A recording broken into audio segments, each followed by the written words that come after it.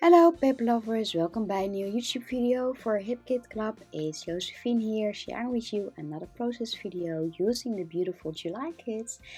And this week I participate in the weekly challenge, and the recipe for this challenge is using hexagons on your layout, minimal design, at least 70% white space on your background, wood veneer and stamping. So I start with making hexagons, and I'm using the old-fashioned way, and I'm using the colossal.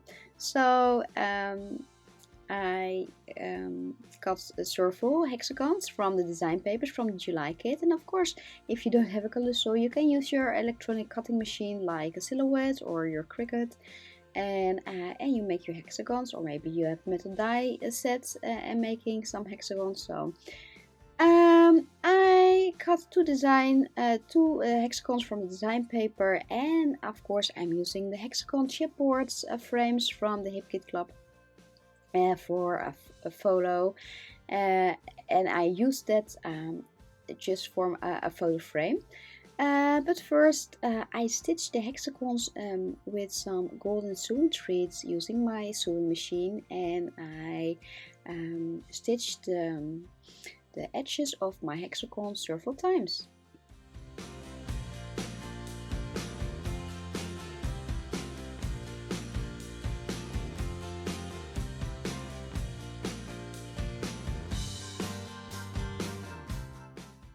Now it's time to stamp a little bit on the background using the July background stamp from the July color kits from the Hip Kit, and I cut my stamp in a smaller size. And the reason that I did that is that so I have more control about stamping my mixed media backgrounds.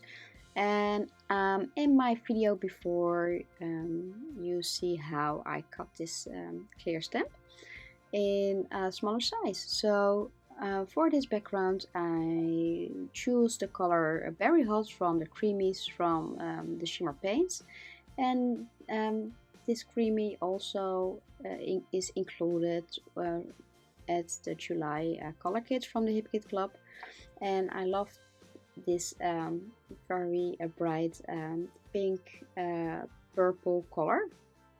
And I tried it with my heat tool and with my kitchen towel, and I decided to put my hexagons and my die cuts and my cutouts in place on my white background. So I can decide when everything is in place. I can decide if I want to stamp more mixed media to my background. And at the end, I decided to add a little bit of more color on the background, so I stamp a little bit more.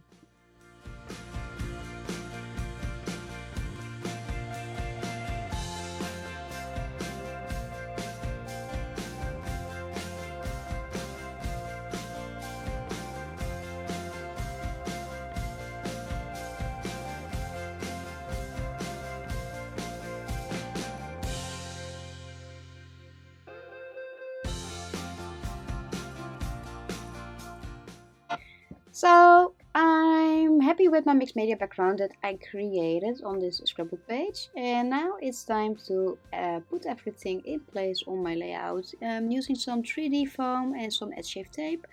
And I start with the hexagons that I cut out with my colossal, and I sew the edges with some gold thread. And the big hexagon chipboard frame, I use them like photo frame, and I put that one in the center of this page. I thought it's a great idea to stitch all the tropical leaves with some golden thread, and I love all the extra details on my pages, and I love sewing details on my pages. I thought it's a great idea to stitch the tropical leaves with some golden thread.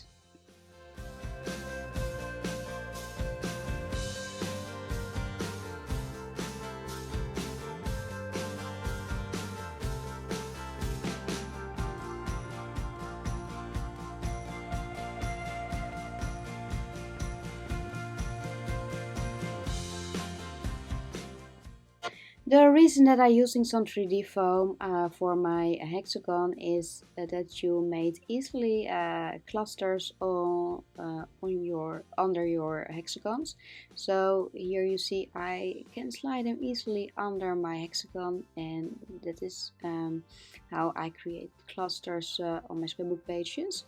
And for my die cuts, to attach my die cuts on my scrapbook page, I'm using some HKC tape. Here I am creating a cluster with a beautiful fabric flower from the July kits, and a cute little button, cardstock button, and I place them in the center of this fabric flower. And now it's time to make a cluster on top of the photo, using some tropical leaves and some die cuts. And I love how that turned out, and I love to make clusters on my pages, and all the layers that I made. So here I added the title, the puffy title, this story. I love the big puffy titles in this July kit, and I'm using some wood veneer on this page.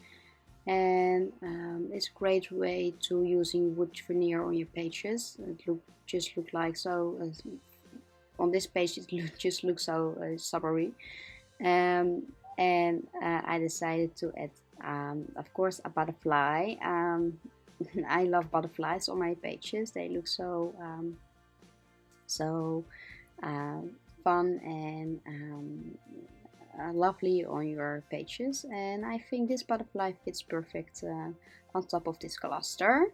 So yes, I'm almost finished with my layout, but I think I want to add some more splatters, and of course I'm using the creamy, the same color, creamy berry hot from the shimmer paints from the color kits, and I mix it with a little bit of water again, and I'm making some splatters on my white background. And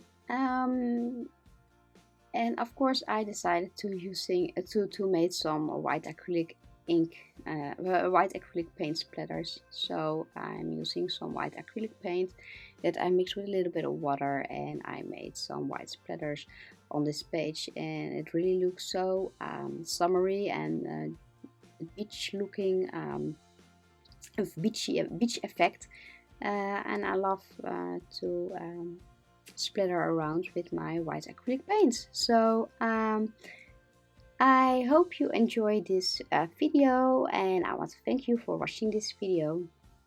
And oh, here I decided to add some little black splatters on my layout for the finishing touch.